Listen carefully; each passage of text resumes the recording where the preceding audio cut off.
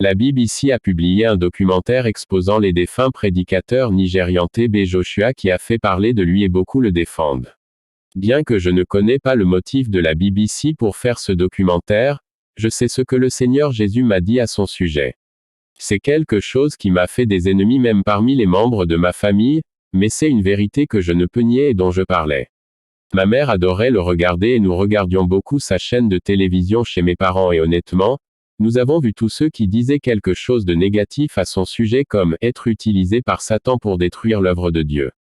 C'était jusqu'à ce que je rencontre Jésus quand il m'a donné la première révélation de l'enfer et qu'il m'a dit que TB Joshua est l'outil de Satan qui peuplait l'enfer. Je vais repartager le message que j'avais partagé à son sujet en 2014. Un de mes parents aimait tellement TB Joshua jusqu'à sa mort. Il quittait sa télé en jouant Emmanuel TV quand il allait se coucher et ne voulait pas que quelqu'un l'éteigne parce qu'il pensait que cela inviterait l'Esprit de Dieu. Mais au lieu de cela, Jésus a montré qu'il y avait des démons postés devant la télé de mon parent, dont le travail était de le faire croire en TB Joshua. C'est la raison pour laquelle ses disciples deviennent agressifs pour le défendre par tous les moyens mais ne réagiraient pas de la même manière si quelqu'un disait quelque chose de négatif à propos de beaucoup de gens en Afrique et dans d'autres parties du monde. Et parler contre lui apporte toujours des critiques de la majorité. Mais j'ai partagé une vision que Jésus m'a montrée en 2014 sur mon Facebook qu'il était engagé dans des pratiques occultes. Dieu ne fait que avertir et exposer pour que les disciples qui périssent n'aient personne à blâmer. Bien que je ne sais pas si toutes les accusations dans le documentaire sont vraies, je sais que ce que Dieu m'a dit est vrai, qu'il ne servait pas Jésus et qu'il peuplait l'enfer et que ses disciples avaient besoin de se tourner vers Jésus.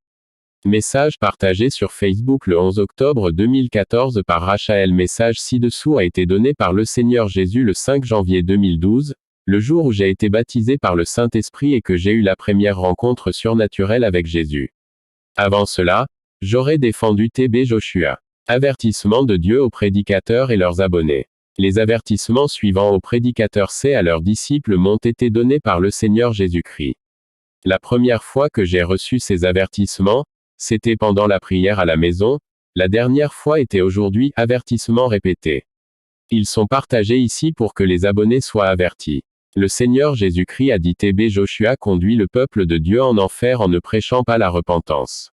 Il mène mon peuple en enfer. Ils vont tout vers l'enfer à moins qu'ils ne se repentent. TB Joshua peuplait l'enfer. Il est l'outil de Satan pour peupler l'enfer, mon peuple est trompé à cause des miracles. Ne suivez pas seulement les miracles, même Satan peut faire des miracles. Suivez ma parole car c'est la même pour toujours. Le Seigneur souffrait, j'ai ressenti la douleur du Seigneur. J'ai ressenti la douleur comme un poignard m'a traversé le cœur. Le Seigneur Jésus-Christ a dit, j'ai donné ma vie pour ces gens, mais TB Joshua les mène en enfer, à la destruction. À moins qu'ils ne se repentent, ils vont tout en enfer. Beaucoup sont déjà en enfer et beaucoup iront en enfer à cause de lui. Kenneth Copeland. Le Seigneur Jésus-Christ a dit que Kenneth Copeland conduit aussi le peuple de Dieu à l'égarement et doit se repentir et prêcher la vérité. Le Seigneur était vraiment en colère à ce stade quand il parlait de Copeland et il a dit, il doit se tourner vers moi et se repentir. S'il ne se repent pas, je le jetterai dans le lac de feu. Il emmène ses disciples en enfer. Bénin. Le Seigneur a dit que Bénin emmène aussi ses disciples en enfer. Le Seigneur Jésus-Christ a dit, il ne prêche pas la repentance mais ne parle que de prospérité. S'il ne se repent pas, il ira en enfer. Lui et ses disciples vont en enfer, c'est là qu'il les emmène.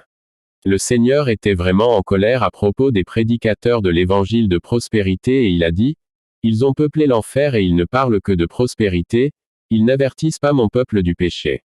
Qu'est-ce que l'argent si vous perdez votre propre âme? Jésus était vraiment triste et il a dit, tous les prédicateurs de l'évangile sont en route pour l'enfer parce qu'ils ont induit mon peuple en erreur. Mon peuple pense maintenant que le christianisme est une question des bénédictions et il ne leur parle pas de la repentance. Mes églises sont pleines de péchés et tout ce qu'elles leur disent c'est la prospérité. Ils vont tout vers l'enfer à moins qu'ils ne se repentent. Le Seigneur a dit, je me fiche de combien ils sont, tout ce que je respecte est ma parole et j'ai dit, les méchants n'hériteront pas d'Immanuel royaume. Tous ces prêcheurs que vous voyez à la télé, très peu prêchent ma parole.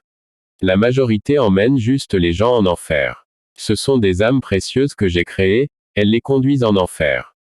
Romains 11h29, les cadeaux et les vocations sont sans repentance, les dons de Dieu ne peuvent pas être retirés, c'est pourquoi une personne peut s'éloigner du droit chemin mais avoir toujours le même don qu'elle avait auparavant. Cela ne veut pas dire qu'ils ont raison avec Dieu et c'est pourquoi beaucoup diront, nous avons prophétisé, guéri les malades en ton nom. Matthieu 7h22-24, vous pouvez être capable d'entendre la voix de Dieu mais si vous vivez dans le péché, vous finirez toujours en enfer. Certains faux prédicateurs ont de vrais dons de Dieu mais ne détournent pas les gens de leurs péchés et d'autres sont en fait impliqués dans des pratiques occultes et mettent juste une fausse apparence en tant que prédicateurs. Nous devons devenir disciples de Jésus et connaître sa voix pour ne pas être trompés par personne. Ésaïe 56/10-11, pour les dirigeants de mon peuple, les gardiens du Seigneur, ces bergers sont aveugles et ignorants. Ils sont comme des chiens de garde silencieux qui ne donnent aucun avertissement quand le danger arrive. Ils adorent rester allongés, dormir et rêver. Comme les chiens cupides, ils ne sont jamais satisfaits, ce sont des bergers ignorants.